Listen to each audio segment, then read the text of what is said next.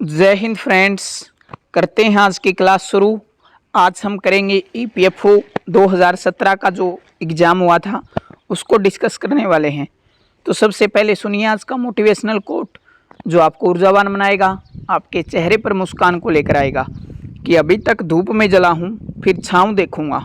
अभी तक धूप में जला हूँ फिर छाँव देखूँगा, मैं नंगे पाँव ही सही मंजिल पर पहुंचकर अपने घाव देखूंगा। तो आपको इतनी मेहनत करनी दोस्तों। अभी ये मानो कि लास्ट के 10 दिन बचे हैं, तो 10 दिन के अंदर आप अपना टाइम टेबल बनाकर इस तरीके से मेहनत कीजिए ताकि आप सफलता की सीढ़ियों को चूम सके, आपके माँ बाप का सपना पूरा कर सको। तो फ्रेंड्स करते हैं आज की क्लास शुरू। अगर आप वीडियो देखना शुरू कर चुके हैं तो सबसे पहले वीडियो को लाइक कीजिए, अगर चैनल पर नए हैं तो सब्सक्राइब कीजिए, जिससे आपको नोटिफिकेशन मिलेगा और हमको मोटिवेशन मिलेगा। तो करते हैं फ्रेंड्स आज की क्लास शुरू। सबसे पहले है पार्ट ए के अंदर इंग्लिश की अगर हम बात करें, साइनोनियम पूछ रहा है फंडामेंटल का साइनोनियम की अगर हम बात करें तो एसेंशनल की अगर हम बात करें, फंडामेंटल का मतलब क्या होता है? मौलिक। फंडामेंटल का मतलब क्या होता है? मौलिक होता है। क्या होता है? मौलिक होता है। और एसेंशियल का मतलब होता है मूलभूत। तो याद रखना, फंडामेंटल मौलिक, एसेंशियल का मतलब मूलभूत। प्रोडक्टिव दे रखा है, प्रोडक्टिव का मतलब क्या होगा? उत्पादक। सक्सेसफुल का मतलब सफल, आपको भी एक दिन सक्सेसफुल इंसान बनना है। इफेक्टिव का मतलब क्या होगा? प्रभावी। तो ये छोटे छोटे वर्ड थोड़े ध्यान रखना। आगे बढ़ते हैं दोस्तों अगले क्वेश्चन की तरफ। आगे पूछ रहा है कि साइनोनियम, हैकनिएट का साइनोनियम पूछ रहा है। तो इसका जो साइनोनियम होगा वो क्या होगा? क्लिस्ट का मतलब क्या होगा? गिसावट। एक दे रखा है इनडिफरेंट, इसका मतलब क्या होगा? तटस्थ। इमेजिनेटिव का मतलब कल्पनीय। इम्प्रेसिव का मतलब क्या होगा? इम्प्रेसिव का मतलब क्या होगा? इम्प्रेसिव का मतलब प्रभावशाली। तो याद रखना, हैकनिएट का मतलब क्लिंस्ड। तो आगे बढ़ते हैं दोस्तों अगले क्वेश्चन की तरफ। आगे है इमैक्युलेट का सिनोनियम बताना आपको। इसका क्या होगा? स्पॉटलेस का मतलब निर्मल, और इमैक्युलेट का मतलब भी क्या होता है? निर्मल होता है। तो याद रखना ये छोटी छोटी चीज़ें, क्या पता एग्जाम के अंदर रिपीट हो जाए। आगे बढ़ते हैं क्वेश्चन नंबर 4। क्वेश्चन नंबर 4 के अंदर है एनिमिटी। एनिमिटी का मतलब क्या होगा? शत्रुता।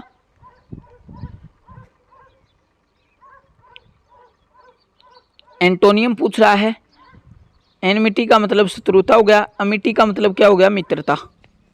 तो इसका जो सही आंसर रहेगा वो क्या रहेगा? ऑप्शन नंबर ए, अमिटी इसका सही आंसर रहेगा। डिस्प्यूट की अगर हम बात करें तो विवाद हो गया। कई बार हम सुनते हैं भारत चीन का एलएसी के ऊपर डिस्प्यूट हुआ, तो वो क्या हो गया? विवाद हो गया। कोऑपरेशन का मतलब क्या होगा? सहयोग हो गया। ऑस्ट्रेलिया का मतलब क्या होगा? शत्रुता। ठीक है, ध्यान रखना ये छोटी छोटी चीजें। आगे है सी वाज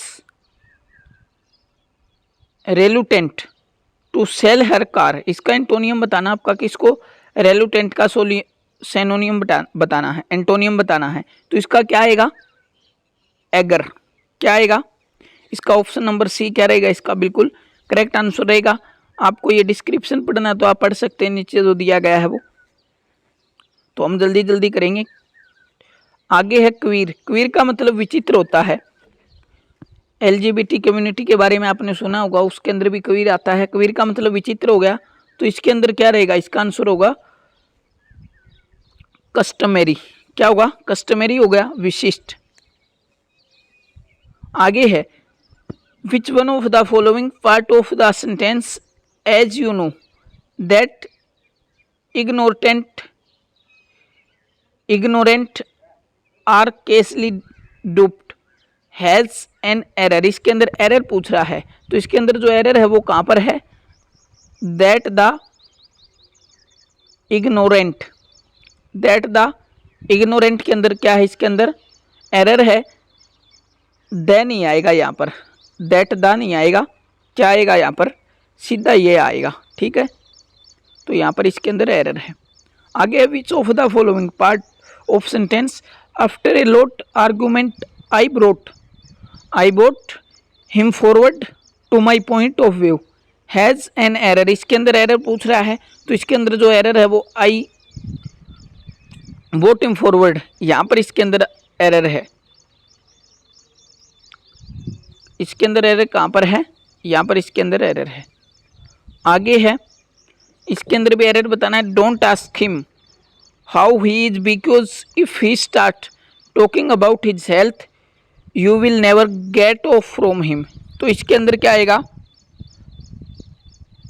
क्या आएगा इसके अंदर, इसके अंदर जो एरर है वो कहाँ पर है, get off from him. Get off from him की जगह क्या आएगा, get rid of, get rid of. Question number 10, question number 10 की अगर हम बात करें, which one of the following words can be used substitute for the phrase a necessary where children of working parent are cared for while their parent are at work. इसके अंदर पूछ रहा है कि इसका जो सही आंसर रहेगा वो क्या रहेगा, तो इसका सही आंसर रहेगा क्रैच। क्रैच की अगर हम बात करें तो ये हमारा जो लेबर लॉ है उसके अंदर भी आता है। अगर कोई फीमेल कर्मचारी है, उसका बच्चा अगर छोटा है तो दिन में वो कितनी बार क्रैच के अंदर जा सकती है, 4 बार। कितनी बार, 4 बार बच्चे को दूध पिलाने के लिए जा सकती है। आगे है, which one of the following words can be use as a substitute for the phrase that which can not be taken by force. तो इसका क्या रहेगा, इम्प्रेंगेबल, इम्प्रेजेबल। इसका मतलब क्या होता है, अजय। क्या होता है, अजय होता है। आगे देखते हैं दोस्तों, आगे है, आगे हमारा क्वेश्चन है, which one of the following is appropriate question tag in sentence. तो इसका जो सही आंसर रहेगा वो क्या रहेगा, वोंट यू। क्या रहेगा, ऑप्शन नंबर जो सी है वो क्या रहेगा, इसका बिल्कुल करेक्ट आंसर रहने वाला है। आगे देखते हैं, which one of the following is appropriate question tag in sentence anyone can make mistake. हर कोई गलती करता है। तो इसका जो सही आंसर रहेगा वो क्या रहेगा, ऑप्शन नंबर सी हमारा इसका बिल्कुल सही आंसर रहेगा, ऑप्शन नंबर सी। आगे बढ़ते हैं अगले क्वेश्चन की तरफ। विच one of the following phrasal verb may be used in the blank space in sentences he is fond of art and seems. इसके अंदर क्या आएगा, जो ऑप्शन ये दे रखा है, टू बी कैन आर्टिस्ट।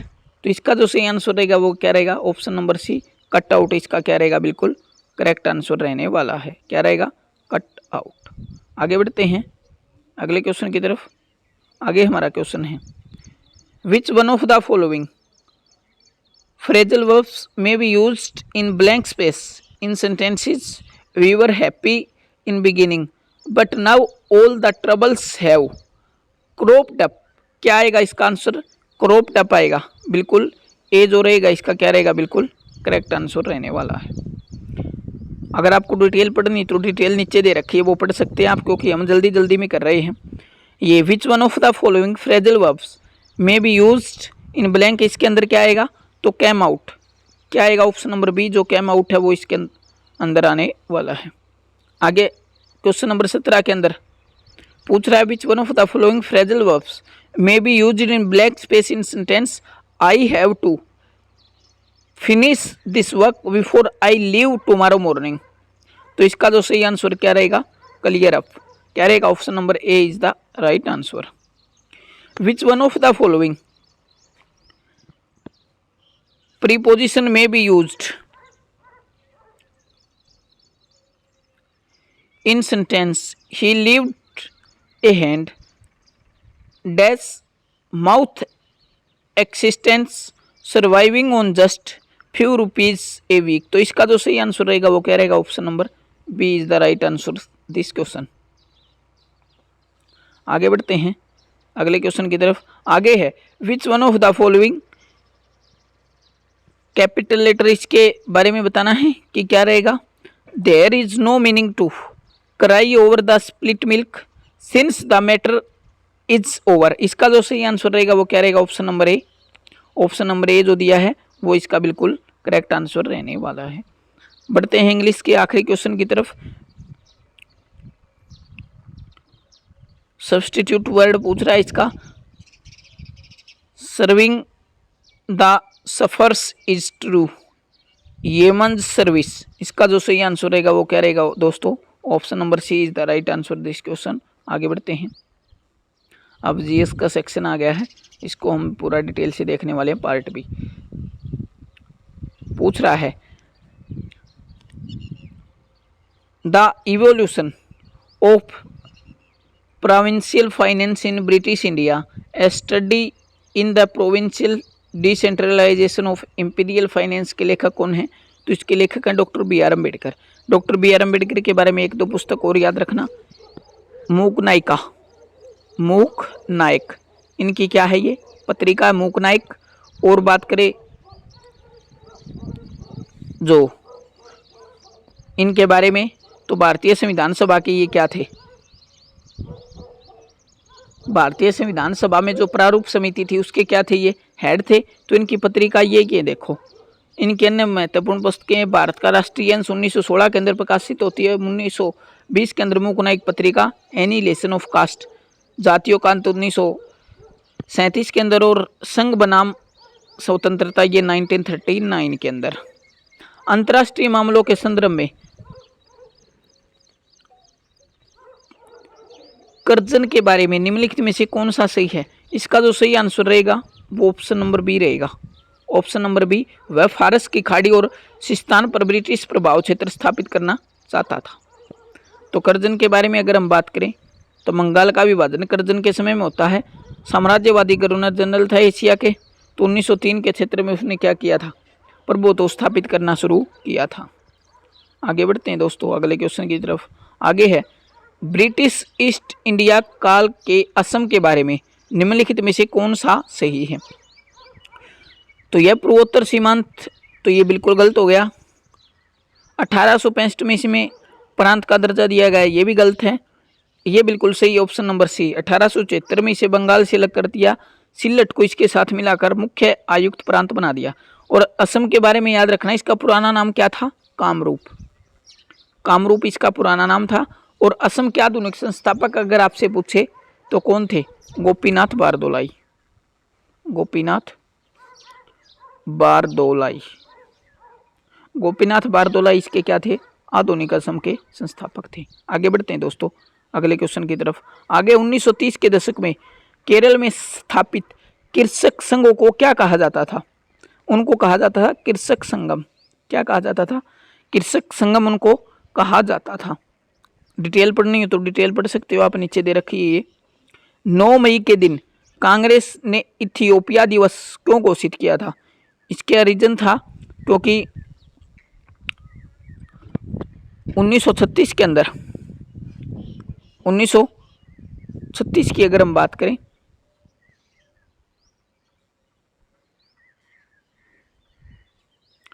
के अंदर क्या होता है, इटली ने इथियोपिया पर आक्रमण किया था और उनके विरोध में स्वतंत्रता के लिए संघर्ष माना जाता है। तो इसका जो सही आंसर रहेगा वो क्या रहेगा, option number C is the right answer रहने वाला है। आगे भारत में स्त्री महामंडल जिसकी पहली बार 1910 में इलाहाबाद में बैठक हुई थी, की स्थापना किसने की थी। तो इसकी स्थापना किसने की थी, सरला देवी चौधरा ने।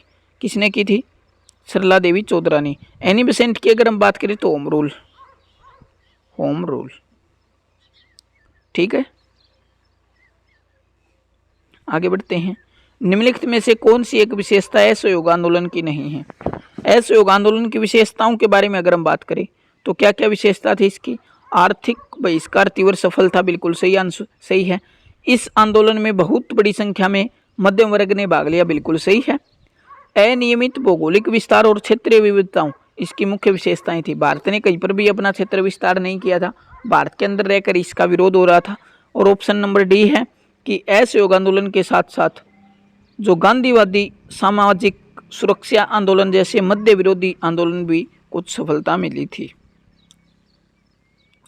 आगे है खान अब्दुल गफ्फार खान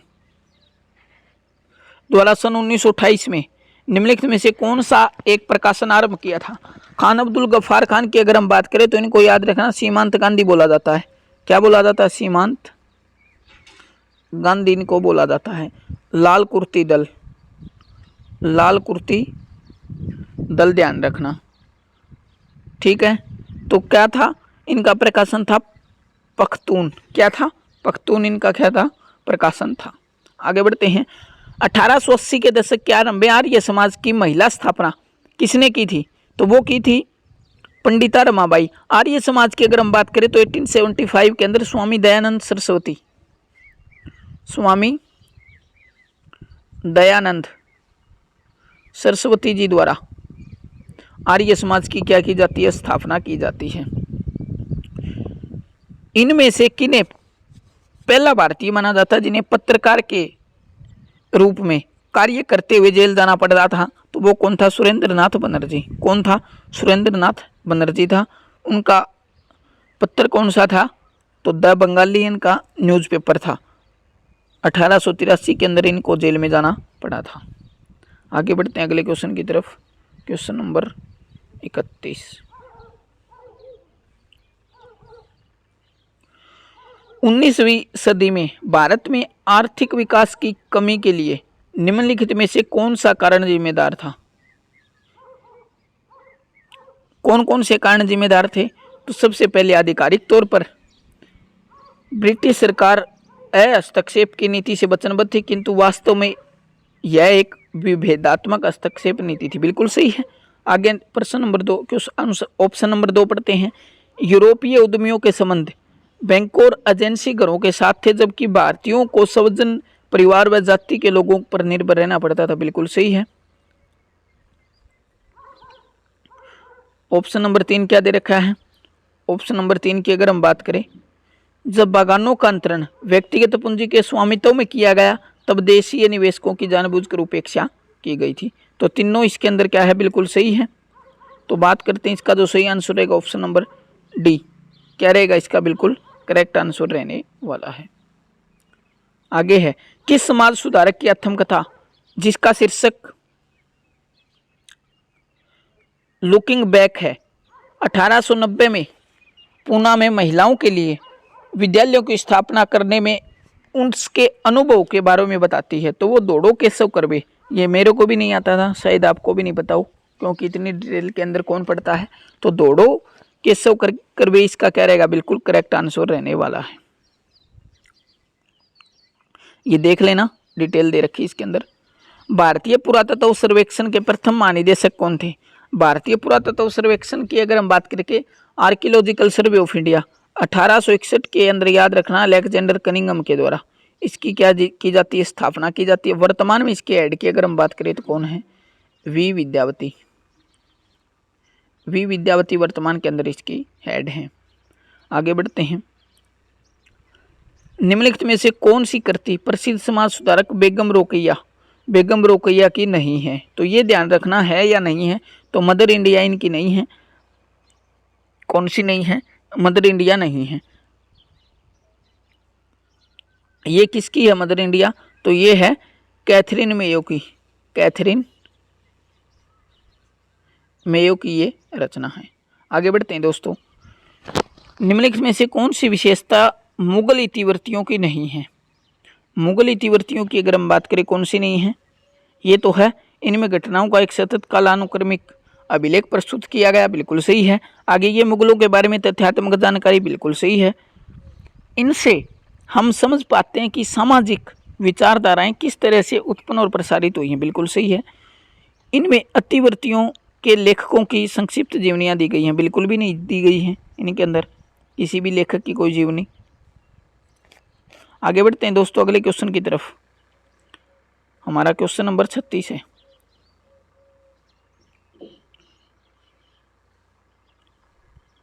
क्वेश्चन नंबर 36 आगे है, निम्नलिखित में से कौन सा कथन एक प्रवासी भारतीय नागरिक के बारे में सही नहीं है, गलत बताना है। तो एक OCI किसी दूसरे देश का नागरिक होता है, बिल्कुल सही है। क्या है, बिल्कुल सही है। आगे है, एक OCI के पास भारत आने के लिए आधिकारिक प्रवेश दीर्घावधि वीजा होता है, बिल्कुल सही है। एक OCI सभी मामलों में NRI के बराबर होता है, बिल्कुल भी नहीं होता। एक OCI सार्वजनिक क्षेत्र रोजगार में अवसर की समानता के लिए मौलिक अधिकार का हकदार नहीं, बिल्कुल सही है। उसको ये हक नहीं मिल सकता कि आप अवसर की समानता उसके लिए नहीं रहेगी। तो ये NRI के बराबर नहीं होता। ऑप्शन नंबर सी इसका क्या रहेगा, बिल्कुल करेक्ट आंसर रहने वाला। ये तो 2016 की करंट अफेयर का सवाल आ गया एक।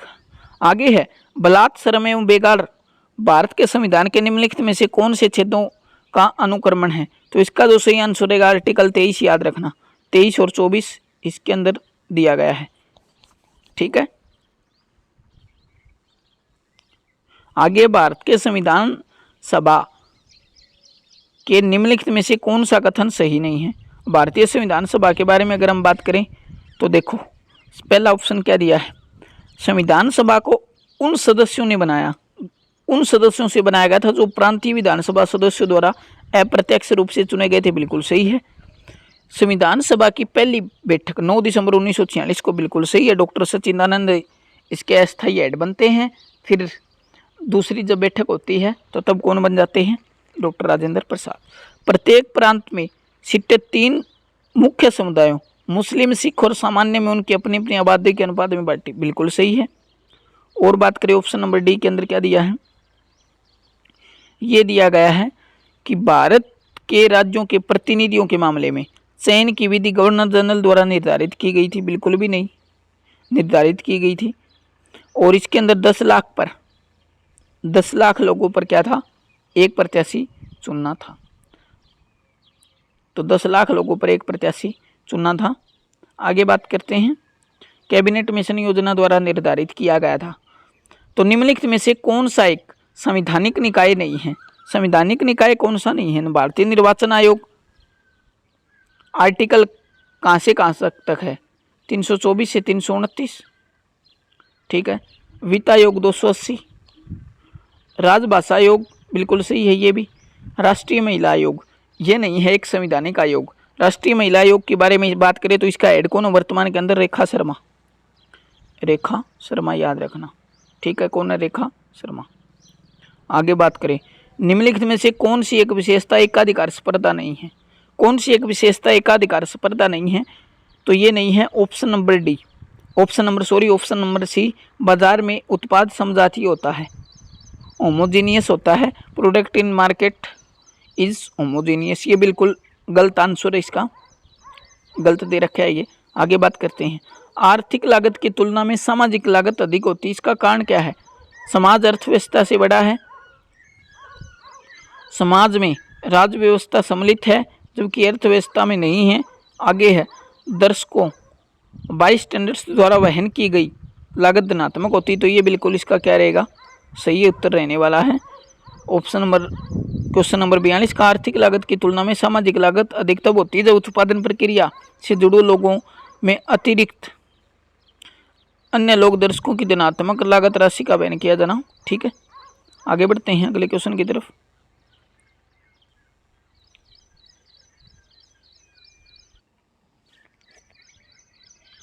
कोयले पर 100 प्रति टन का उपकर निम्नलिखित में से किसके अंतर्गत आता है।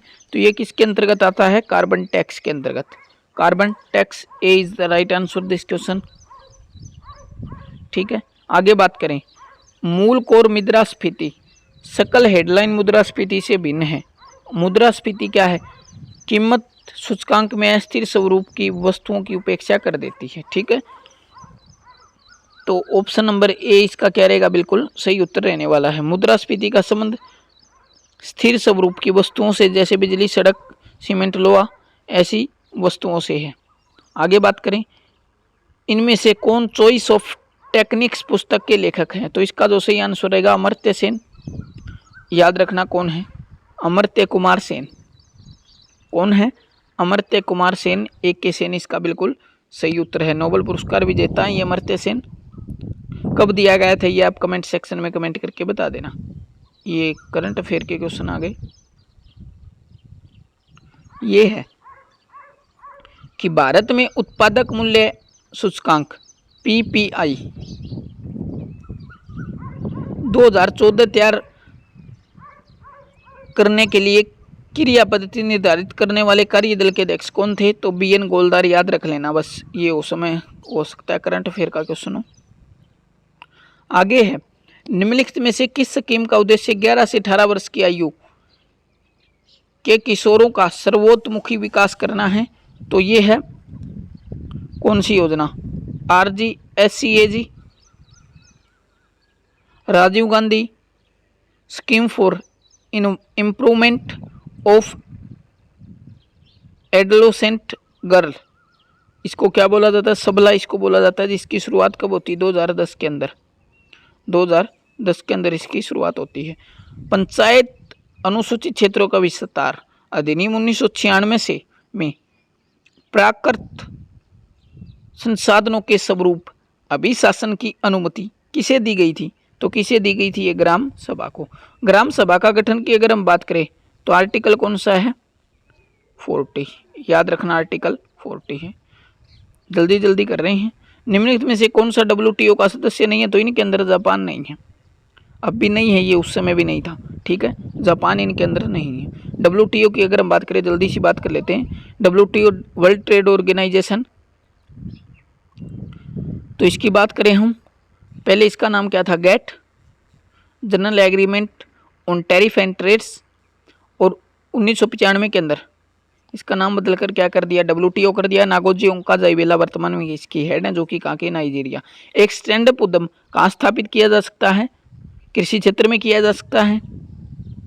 नहीं किया जा सकता। कृषि क्षेत्र में कैसे कर देंगे? मैन्युफैक्चरिंग के अंदर, सेवा के अंदर और व्यापार के अंदर, तीनों के अंदर हम इसको कर सकते हैं। आगे बात करें,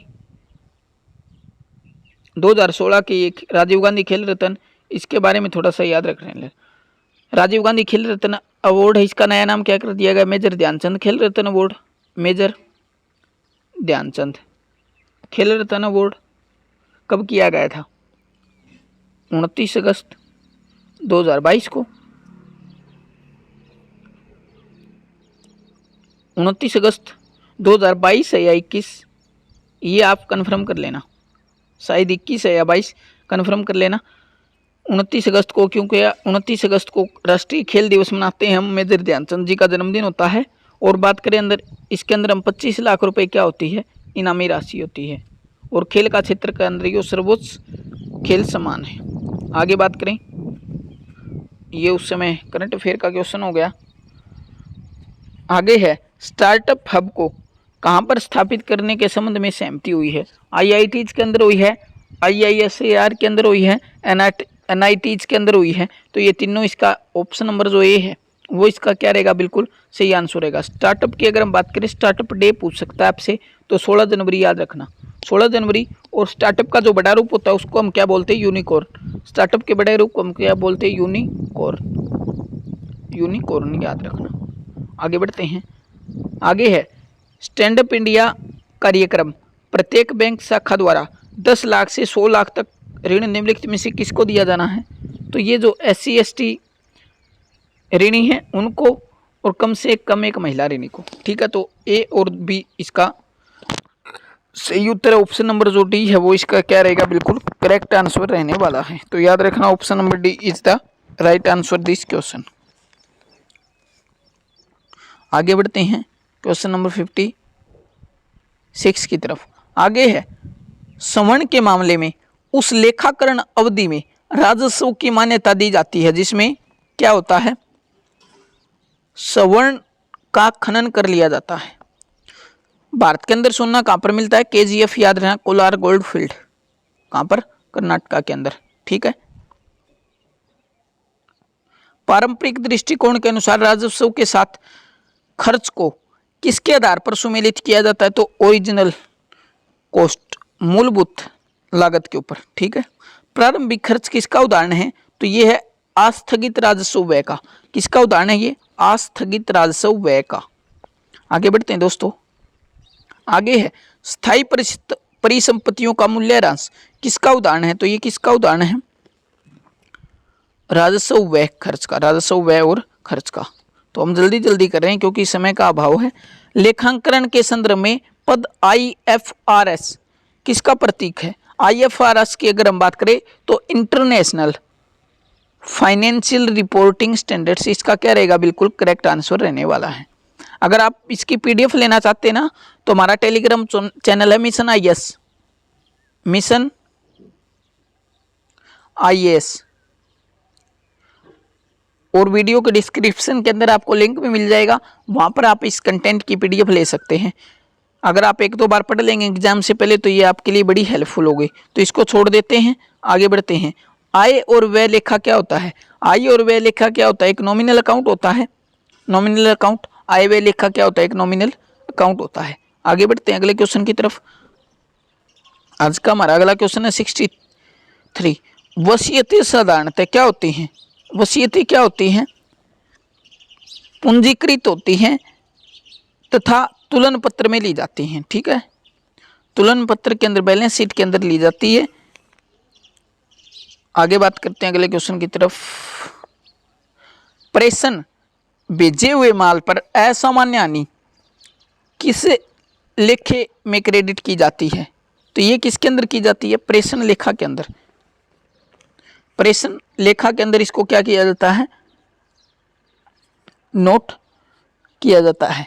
आगे बढ़ते हैं। जब संयुक्त उद्यम के लिए वस्तुएं खरीदी जाती हैं तब राशि किस लेखे के नामे में जाती है? तो ये जाती है भाई किस लेखे के नामे के अंदर? संयुक्त उद्यम लेखा, संयुक्त उद्यम लेखा के अंदर, संयुक्त उद्यम लेखा। आगे ये पूछ रहा है कि सकल लाभ की दर पर बेची गई वस्तुओं की लागत 25%, तो बिक्री की है 20 लाख रुपए की। सकल लाभ की राशि निम्नलिखित में से कौन सी होगी? 25% की अगर हम बात करें तो इसके अंदर क्या रहने वाला? जो सही आंसर हमारा क्या रहेगा? ऑप्शन नंबर डी, 4 लाख रुपए। 25% 20 का, 20 लाख का 25%, 4 लाख ही हो गया।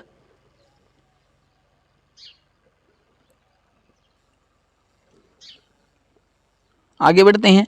ऋण प्रणाली के अंतर्गत शाखा लेखा है, क्या है शाखा लेखा? आय व्यय लेखा। क्या है? आय और व्यय लेखा।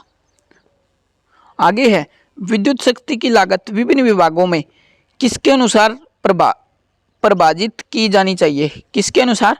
तो ये हॉर्स पावर का यंत्र घंटों से गुणन, ठीक है। आगे बढ़ते हैं।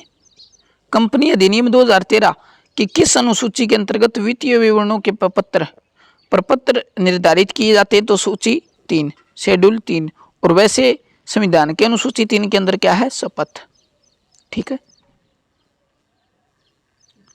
साझेदारी करार में कोई प्रावधान न होने की स्थिति में साझेदारों द्वारा लाभ और हानियां बांटी जाती है, बराबर बराबर बांटी जाती है। कैसे बांटी जाती? बराबर बराबर।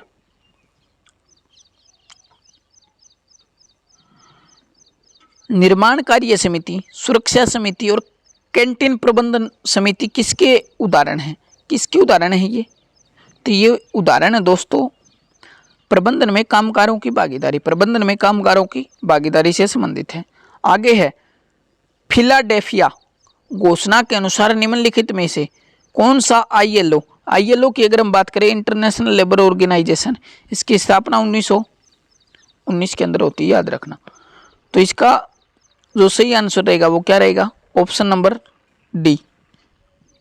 सही का मतलब गलत बताना है, यहाँ पर कौन सा गलत है? इसके अंदर ऑप्शन नंबर डी गलत है। आप पढ़ लेना। श्रमिक एक वस्तु नहीं, बिल्कुल सही है।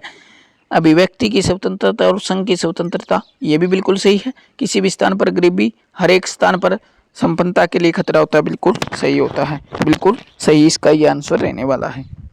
आगे बढ़ते हैं दोस्तों अगले क्वेश्चन की तरफ। रॉबर्ट ऑक्सी द्वारा चिन्हित संघवाद के 5 कार्यमूलक प्रकारों में से निम्नलिखित में से कौन सा एक अपवाद है? कौन सा एक अपवाद है? तो ये जो ऑप्शन नंबर डी दे रखा है ये अपवाद है। तो व्यापार संघवाद हो गया, क्रांतिकारी संघवाद, स्वार्थ चालित, अनुकूल और निर्भरता, ये 5 प्रकार के क्या है संघवाद है। निम्नलिखित में से वह कौन सी एक प्रक्रिया है जिसमें किसी औद्योगिक विवाद में शामिल कामगारों एवं नियोक्ता के प्रतिनिधियों को एक तीसरे व्यक्ति या व्यक्तियों के समूह के समकक्ष एक साथ लाया जाता है और उसकी मध्यस्थता के द्वारा वे परस्पर संतोषजनक सहमति तक पहुंचते हैं, तो वो क्या होता है सुलह। उसको क्या बोलते हैं, सुलह इसको बोलते हैं।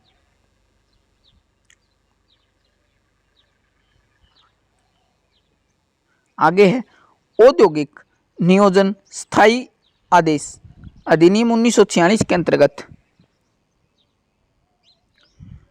सत्यापित किसी स्थायी आदेश के अनुप्रयोग या निर्वचन से संबंधित प्रश्नों को विचारार्थ कीजिए। तो ये क्या होगा श्रम न्यायालय। ऐसे अगर कहीं पर ऑप्शन के अंदर आपको श्रम न्यायालय दिखता है ना, कोई लेबर से रिलेटेड एक्ट है, तो उसके अंदर आप निसंकोच होकर श्रम न्यायालय के ऊपर टिक कर सकते हैं। लगभग आंसर क्या होता है श्रम न्यायालय, इसका उत्तर होता है। आगे बढ़ते हैं। ऐसे संघ को क्या कहा जाता है जिसकी सदस्यता में बहुत से उद्योगों, रोजगार और शिल्पकारी में कार्य करने वाले कामगारों को शामिल किया जाता है, तो उसको क्या बोलते हैं सामान्य संघ। क्या बोलते हैं उसको, सामान्य संघ बोलते हैं। जल्दी जल्दी करेंगे दोस्तों। औद्योगिक संबंधों को निम्नलिखित में से कौन सा एक परिप्रेक्ष्य इस परिकल्पना पर आधारित है कि दोनों ही दल आर्थिक मजदूरों और लाभ और साथ ही राजनीतिक नियंत्रण शक्ति के लिए प्रयास करते हैं, तो उनके अवसर होते हैं बहुवादी परिप्रेक्ष्य। क्या होते हैं बहुवादी परिप्रेक्ष्य, बहुवादी परिप्रेक्ष्य। आगे है उद्योगों के प्रबंधन के कामगारों की सहभागिता का उपबंध किसके अंतर्गत किया गया है, तो आर्टिकल याद रखना 43A, आर्टिकल 43A। और बलात् श्रम पर रोक की अगर हम बात करें तो वो कौन सा आर्टिकल 23, याद रखना, ठीक है। निम्नलिखित में से कौन सा एक मजदूर संघ सुरक्षा मापदंड नहीं है, तो ये कौन सा नहीं है, ओपन शॉप सिस्टम, संघ मुक्त प्रतिष्ठान प्रणाली, ठीक है। आगे है केंद्रीय स्तर पर कार्य करने वाले सांविधिक तंत्र निम्नलिखित में से कौन सा है, तो वो कौन सा है एम्प्लॉय स्टेट इंश्योरेंस कॉर्पोरेशन, ठीक है। कौन सा है, याद रखना ऑप्शन नंबर डी, कर्मचारी राज्य बीमा निगम। आगे बढ़ते हैं।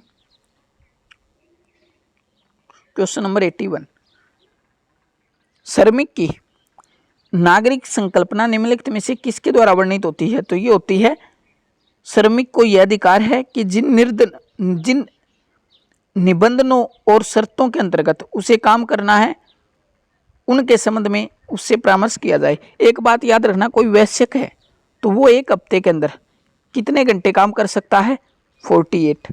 अगर कोई माइनर है तो वो कितने घंटे काम कर सकता है, वो कर सकता है 27 ओवर। और वैसे पूछे तो 30 घंटे। एक दिन में देखकर कितने घंटे, 6 घंटे, 5 घंटे काम कर सकता है, ठीक है। आगे बढ़ते हैं। निम्नलिखित में न्यूनतम मजदूरी अधिनियम 1948 के अंतर्गत केंद्रीय सरकार द्वारा संस्थापित केंद्रीय सलाहकार बोर्ड के अध्यक्ष के रूप में निम्नलिखित में से किसे नियुक्त किया जाता है, वह बोर्ड के निर्दलीय सदस्यों में से एक होता है। तो ए इज द राइट आंसर। आप डिटेल पढ़ सकते हैं, इनकी नीचे दी गई है ये, ठीक। हम जल्दी जल्दी में कर रहे हैं, टाइम खराब नहीं करेंगे आपका बिल्कुल भी। भारत के संविधान की 7वीं अनुसूची के अंतर्गत राज्य सूची में आने वाला बिंदु निम्नलिखित में से कौन सा है, तो कौन सा है, वो अपंगों को अपंगों और अनियोजकों का सहायता। जो अपंग है, जो चल नहीं सकते या जिनके कई अंग काम नहीं कर रहे, उनके लिए सहायता। और बात करें हम संविधान की अनुसूचियों के बारे में, तो एक बार बेसिकली 12 अनुसूची भारत के संविधान में है। कितनी अनुसूचियां, 12 अनुसूची हैं। और बात करें 12 अनुसूची के अंदर जिनके ऊपर कानून बनाने की या जिनके अंदर ये शक्तियां हैं कि किस सूची के अंदर कितने विषय हैं, तो वो कौन कौन सी है। समवर्ती सूची की अगर हम बात करें, समवर्ती सूची की अगर हम बात करें तो इसके अंदर कितने विषय हैं, 52 विषय।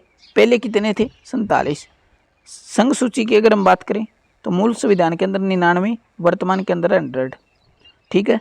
और राज्य सूची की अगर हम बात करें, इसके अंदर कितने हैं? 61 विषय, मूल संविधान में 66, 66 से 61 और 47 से 52। ये कैसे हुए? क्योंकि जो संविधान संशोधन था,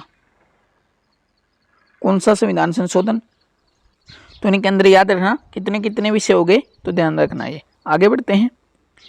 यह पूर्व धारणा है कि मनुष्य स्वार्थी और स्वयं केंद्रित है और यहाँ तक कि दूसरों की कीमत पर भी हमेशा अपने स्वार्थों को पूरा करने का प्रयास करता है। श्रमिक कल्याण के किस सिद्धांत की व्याख्या है? ये पुलिस सिद्धांत की व्याख्या है।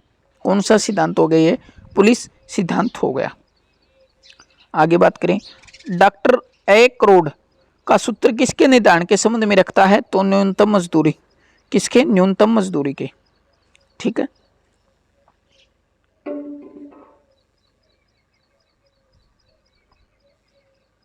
आगे बात करें। अगला हमारा question number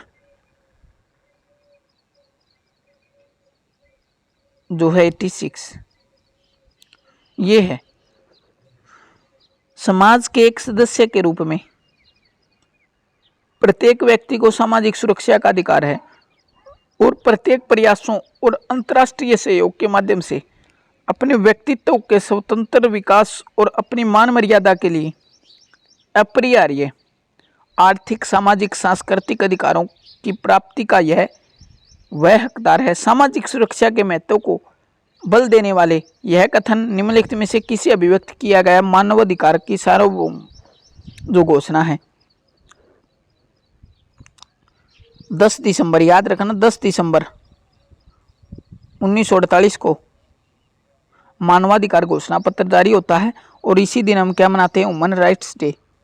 human rights day, human rights day मनाते हैं, तो 10 दिसंबर याद रखना। गैर नकदी लाभ के रूप में चिकित्सा लाभ भारत में पहली बार किसके अंतर्गत प्रदान किया गया था? तो ये किया गया था कर्मचारी राज्य बीमा अधिनियम 1948 द्वारा। विलियम बेवेरिज द्वारा दी गई उनकी व्यापक सामाजिक सुरक्षा योजना के अंतर्गत अभियान किए गए आकस्मिक व्ययों का सही समूह निम्नलिखित में से कौन सा है? सही समूह पूछ रहा है, तो बात करते हैं। देखो, ये है अभाव हो गया, रोग, अनभिजता, गंदगी और निष्क्रियता। ये इसका क्या रहेगा? बिल्कुल करेक्ट आंसर ऑप्शन नंबर ए। अटल पेंशन योजना के संबंध में निम्नलिखित में से कौन सा एक कथन सही नहीं है? अटल पेंशन योजना की अगर हम बात करें, ये रिपीट क्वेश्चन है, 2021 के अंदर भी आया था ये और 2016 के अंदर भी। तो इसके अभिदाताओं को 1000 से लेकर 5000, ये बिल्कुल सही है। न्यूनतम पेंशन का लाभ भारत सरकार, बिल्कुल सही है। और बात करें इसके बारे में, भारत सरकार अभिदाताओं को अंशदान का 50% अथवा 1000 रुपये प्रति वर्ष जो भी कम हो अंशदान करेगी, बिल्कुल सही है। यह 40 वर्ष से अधिक आयु के भारत के, ये नहीं 40 नहीं 18 से 40, 18 to 40, ठीक है, याद रखना। 2015 के अंदर ये स्कीम शुरू होती है। आगे है दुर्घटना बीमा, ये 2 लाख रुपए तक का जो है, इसके अंदर अगर हम बात करें तो कितनी प्रीमियम राशि होती है भरने के लिए? कितनी होती है? 12 रुपये, 12 रुपये, ठीक है, 12 रुपये याद रखना। आगे है कथन और कारण बताना है, ठीक है। पृथ्वी के कारण चंद्रमा पर लगने वाला बल क्रिया है, जबकि चंद्रमा के कारण पृथ्वी पर लगने वाला बल प्रतिक्रिया। क्रिया जो प्रतिक्रिया नियम है, क्रिया प्रतिक्रिया का जो नियम है वो न्यूटन की गति का कौन सा नियम है? तीसरा नियम, थर्ड नियम है, याद रखना ये भी। आगे है प्रत्येक क्रिया एक बराबर और विपरीत प्रतिक्रिया होती है, बिल्कुल सही है। तो ये दोनों सही है, इसका जो सही उत्तर रहेगा वो ऑप्शन नंबर ए रहेगा। कथन और कारण बिल्कुल सही हैं दोनों, ठीक है। आगे बात करें, यह एक सामान्य अवलोकन है कि यदि हम एक गिलास हिमजल एक मेज पर कमरे के तापमान पर रखते तो हिमजल क्वेश्चन हो जाएगा, बिल्कुल सही है। ऊष्मा एक ऊर्जा है जो एक प्रणाली और उसके वातावरण के बीच प्रवाहित होती है, क्योंकि उनके बीच तापमान का अंतर होता है, तो बिल्कुल सही है ये दोनों। इसका भी जो सही आंसर रहेगा ऑप्शन नंबर ए रहेगा। कथन और कारण बिल्कुल दोनों सही हैं। आगे बात करें दोस्तों अगले क्वेश्चन की तरफ। मानक ताप और दाब निम्नलिखित में से कौन सा एक प्रतिचुंबकीय पदार्थ नहीं है? तो प्रतिचुंबकीय पदार्थ कौन सा नहीं है? लोहा नहीं है। लोहे को हम क्या बोलते हैं? लोहा नहीं है। अगर लोहे को जंग लग जाए तो कौन सी क्रिया के द्वारा? तो गैल्वेनाइजेशन, याद रखना, गैल्वेनाइजेशन। पानी में उच्चतम विलेयता वाली गैस निम्नलिखित में से कौन सी होती है? तो ये होती है अमोनिया। कौन सी होती है? अमोनिया होती है। अमोनिया गैस सबसे पहले 1771 में प्रिस्टलेन नौसादर अमोनिया क्लोराइड को चूने के साथ गर्म करके प्राप्त की थी। ठीक है, तो याद रखना। विरंजक चूर्ण को क्या कहा जाता है? क्लोरीन। विरंजक चूर्ण क्या होता है? क्लोरीन होता है, याद रखना। इसका जो रासायनिक नाम है हाइपोक्लोराइड CaOCl2, याद रखना। ठीक है, आगे है चिकनगुनिया का कारणात्मक कारक क्या है? तो विषाणु, वायरस से ये होता है चिकनगुनिया। ठीक है, आगे बात करें क्वेश्चन नंबर 97 के बारे में। बायो रीमेडिएशन एक तकनीक है। इस तकनीक का बड़े पैमाने पर उपयोग किसके नियंत्रण के लिए किया जा रहा है? तो ये भारी धातुओं प्रदूषण के लिए, भारी धातु हैवी मेटल पोल्यूशन के लिए इसका प्रयोग किया जा रहा है, हैवी मेटल पोल्यूशन। कुछ ऐतिहासिक स्मारकों की सुंदरता कुछ सक्रिय जीवों की वृद्धि के कारण बहुत प्रभावशाली हो रही है। तो ये सक्रिय जीव निम्नलिखित में से किस समूह से संबंध रखते हैं? तो ये रखते हैं सेल या लाइकेन। और कवक और शैवाल का पहला जो पैर होता है उसको क्या बोलते हैं? हम लाइकेन ही बोलते हैं। कवक और शैवाल, कवक व शैवाल क्या बोलते हैं इसको? लाइकेन। ठीक है, आगे बात करें। निम्नलिखित में से इसमें एक जंतु के साथ साथ एक पादप की भी विशेषताएं हैं। तो युगलीना, कौन सी हो गई? युगलीना, याद रखना, युगलीना। आगे बात करें। भंडारित खाद्यान्नों को कीटों से बचाकर रखने हेतु किसका प्रयोग करते हैं? नीम के पत्ते। कई बार आपने देखा होगा, जैसे हमारे घरों के अंदर क्या होती है? टंकियाँ होती है लोहे की, उनके अंदर हम गेहूँ डालते हैं, या तो कपूर की गोलियां डालते हैं उनके अंदर, या फिर नीम की पत्तियाँ होती है वो डालते हैं। तो क्या हो गया? नीम की पत्ते इसके बिल्कुल सही उत्तर रहने वाला है। CD-ROM क्या है? CD-ROM क्या है? सेकेंडरी मेमोरी हो गई। CD-ROM की अगर हम बात करें, compact disc read only memory. ठीक है, compact disc read only memory, read only memory. WAP किसके अंदर प्रयुक्त होता है? तो ये वायरलेस एप्लीकेशन प्रोटोकॉल है, वायरलेस एप्लीकेशन प्रोटोकॉल, याद रखना। ब्लूटूथ तकनीक प्रबंध करती है, किसका प्रबंध करती है? ब्लूटूथ तकनीक ये करती है छोटी दूरियों, किसका करती हैं ये?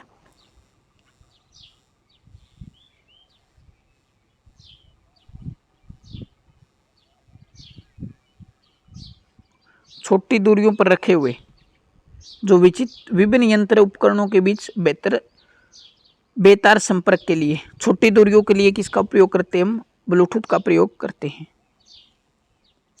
निम्नलिखित में से कौन सा कंप्यूटर का एक कार्य नहीं है? कंप्यूटर का मूल कार्य कौन सा नहीं है? टेक्स्ट स्कैन करना इसका कार्य नहीं है। बाकी ये सब कंप्यूटर के कार्य डेटा स्टोर करना हो गया, आंकड़े डेटा स्वीकार करना हो गया, एक्सेप्ट इनपुट हो गया, ये सब इसके काम है। निम्नलिखित में से कौन सा एक हार्डवेयर है? Control unit. कंट्रोल यूनिट क्या है? इसका हार्डवेयर है। दो वाहन जिनके बीच की दूरी 100 किलोमीटर है, याद रखना। दो वाहन जिनके, अगर मैथ के क्वेश्चन हो गए तो इनके अंदर हम क्या करेंगे? बस जो आंसर है उनके ऊपर राइट निशान लगाते चलेंगे और आप निकाल लेना, बाद में जो PDF दूंगा आप प्रैक्टिस कर लेना। दो वाहन जिनके बीच की दूरी 100 किलोमीटर है, एक दूसरे की ओर एक सीधी रेखा में दौड़ रहे हैं, तो उन्हें एक दूसरे तक पहुंचने में कितना समय लगेगा? तो कितना समय लगेगा? जो इसका सही आंसर है वो क्या रहने वाला है? 48 मिनट। 48 मिनट बिल्कुल सही आंसर रहने वाला है। ठीक है, अब इसको अगर आप निकालना चाहो तो जो विपरीत दिशा में आ रहे तो ये ऐड हो जाएगी, और समय देख लेना, 125 मिनट लगने वाली है। 100/125 × 60 = 28 48 मिनट। आगे बात करें हम, आगे ये क्वेश्चन है कि किसी वस्तु का दाम 20% बढ़ जाता है, इसके अतिरिक्त दाम में वृद्धि हुई, 5% कर लगता है। यदि ग्राहक के लिए वस्तु की लागत 1331 है तो इसका जो सही आंसर रहेगा वो क्या रहेगा, क्या रहेगा 1100, 1100 याद रखना, 1100 रुपये। ठीक है, आगे बात करें। एक क्रिकेट बैट 20% डिस्काउंट पर खरीदा गया। यदि बैट का विक्रय मूल्य 1000 रुपये है तो इस बैट का प्रारंभिक मूल्य क्या होगा, प्रारंभिक मूल्य क्या होगा 1250। अगर क्वेश्चन नहीं लिख रहे हैं ना, निकल रहे हैं, तो आप क्या करना कि जो ऑप्शन बेस्ड करके देखना सबसे पहले, ऑप्शन के हिसाब से, ऑप्शन के हिसाब से अगर आपका उत्तर आ रहा है ना तो वो बिल्कुल बेस्ट तरीका है। कई मेरे जैसे स्टूडेंट होते हैं जिनका मैथ से कोई वास्ता नहीं होता, उनके लिए ये टास्क बिल्कुल आसान होता है। 15 में से ये मान के चलिए आप कि 5 से 7 क्वेश्चन आप बिल्कुल सही कर सकते हैं।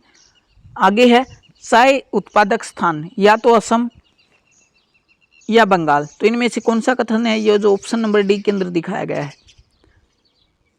ये पूरी चाय हो गई और इसके अंदर कुछ असम की हो गई, कुछ बंगाल की हो गई। तो ठीक है, आगे बढ़ते हैं अगले क्वेश्चन की तरफ। मान लीजिए x को 61 से विभाजित करने पर शेषफल 2 प्राप्त होता है, तो x स्क्वायर को 61 से विभाजित करने पर क्या रहेगा, ऑप्शन नंबर डी जो 6 बिल्कुल सही उत्तर रहने वाला है। 10 सेंटीमीटर ऊंचाई के एक घनीय बॉक्स के अंदर रखी जा सकने वाली एक ऐसी गोलाकार गेंदों की अधिकतम संख्या कितनी होगी, जहाँ त्रिज्या है जो 1 सेंटीमीटर है, तो कितनी होगी 125। याद रखना ऑप्शन नंबर बी इसका क्या रहेगा, बिल्कुल सही उत्तर रहने वाला है। आगे है किसी शहर में 80% आबादी चावल खाती है और चावल खाने वालों में 90% मांसाहारी है, तो इसकी अगर हम बात करें ये कैसे निकलेगा देखते हैं। देखो चावल खाने वालों की संख्या कितनी है, 100 में से कितने 80 मान लेते हैं हम, 100 तो 100 से कट ही जाएगा। ठीक है, 80 चावल खाते हैं। ठीक है, 80 के अंदर 90% मांसाहारी है, 80 के अंदर 90% क्या है, मांसाहारी है। तो 10 1 0 1 0 8 नया 72। अब 80 में से 72 को अगर माइनस करेंगे तो कितना बचेगा 8, तो 8 इसका बिल्कुल सही उत्तर रहने वाला ऑप्शन नंबर बी। आगे देखते हैं, दो वाहन ए और बी एक ही दिशा में क्रमशः 30 किलोमीटर प्रति घंटा और 60 किलोमीटर प्रति घंटा की एक समान चाल से चल रहे हैं। वे एक ही समय पर एक स्थान से 120 किलोमीटर दूरी के लिए निकलते हैं। तेज चलने वाला वाहन भी लक्ष्य तक पहुंचता है और उसी चाल से वापस लौटने लगता है। मान लीजिए कि दिशा बदलने में होने वाली समय की हानि नगण्य है। यदि दोनों वाहनों द्वारा एक दूसरे को पार करने में पहले से धीरे धीरे चलने वाले, तो इसकी दूरी बतानी है हमको। तो इसका जो सही उत्तर रहेगा वो क्या रहेगा, option number C. Option number C इसका क्या रहेगा, बिल्कुल सही उत्तर रहने वाला है 80 किलोमीटर। 80 किलोमीटर बिल्कुल सही उत्तर रहने वाला है। आगे 114 कोल्ड ड्रिंक, इसका जो सही उत्तर रहेगा वो क्या रहेगा, option number C. Option number C इसका रहेगा क्या रहेगा, बिल्कुल राइट आंसर रहने वाला है। देख लो एक बार ये निकालना चाहो तो। आगे बात करें, यदि एक गोलाकार डिब्बे की त्रिज्या पुराने गोलाकार डिब्बे की त्रिज्या की 2 गुनी है, तो पुराने डिब्बे का आयतन पूछ रहा है, तो आयतन कितना होगा 8:1। Option number C is the right answer this question. आगे बात करें, आगे है एक डिब्बे में 30 लीटर हाइड्रोजन गैस भरी गई है, तो इसका जो सही उत्तर रहेगा वो क्या रहेगा, option number D is the right answer this question. ये डिटेल दे रखी है, ये पीडीएफ दे दूंगा मैं आपको। हमारा जो टेलीग्राम चैनल है मिशन IAS, लिंक डिस्क्रिप्शन में मिल जाएगा आपको। ठीक है, वहाँ से आप इस पीडीएफ को डाउनलोड। सबसे छोटे उस वृत्त का क्षेत्रफल क्या होगा जिसके अंदर 4 सेंटीमीटर स्क्वायर क्षेत्रफल का एक वर्ग समाहित है, तो इसका जो सही आंसर है वो कोई भी नहीं माना यूपीएससी ने। आगे रेखा चित्र पर विचार कीजिए, ये कैसे बनेगा? मिरर के अंदर दिख रहा है तो कैसे बनेगा? इधर करेंगे तो पहले तीर इधर आएगा, तीर आएगा, फिर ऐसे होगा, फिर ऐसे होगा। तो ऑप्शन नंबर ए है जो हमारा, वो क्या रहेगा? बिल्कुल सही उत्तर रहने वाला है। फिर 119 नंबर क्वेश्चन,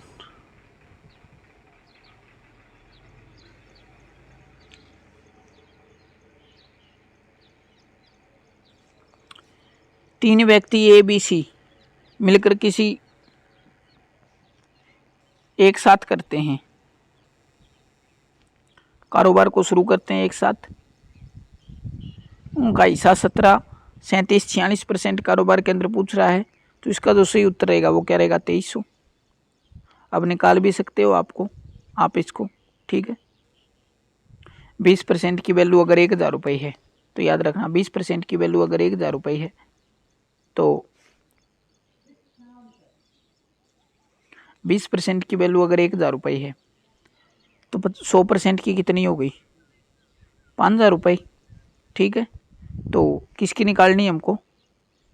सी का लाभ। तो सी की अगर हम बात करें 46% उसका हिस्सा है 5000, 20 से 20, 46 पंजा 2300, ठीक है। आज का लास्ट क्वेश्चन, एक वृत्त की परिधि 2 पाई सेंटीमीटर है, तो वृत्त के अंदर अंकित इंस्क्राइब्ड वृत्त का क्षेत्रफल कितना होगा? 2 सेंटीमीटर स्क्वायर। तो फ्रेंड्स, ये थी आज की क्लास। कैसी लगी कमेंट सेक्शन में कमेंट कर जरूर बताना। और अगर आप इसकी PDF प्राप्त करना चाहते हैं तो डिस्क्रिप्शन में आपको हमारे टेलीग्राम चैनल का लिंक मिलेगा, वहाँ से आप इसकी PDF ले सकते हैं। तो 10 दिन बचे हैं, लगातार मेहनत कीजिए, संघर्ष कीजिए, अपने माँ बाप का सपना पूरा कीजिए। आई होप क्लास आपको अगर पसंद आए तो लाइक कीजिए, शेयर कीजिए, चैनल पर नए हैं तो सब्सक्राइब कीजिए, जिससे आपको नोटिफिकेशन मिलेगा और हमको मोटिवेशन मिलेगा। तो आज की क्लास में इतना ही, मिलेंगे नेक्स्ट क्लास में। जय हिंद, भारत माता की जय।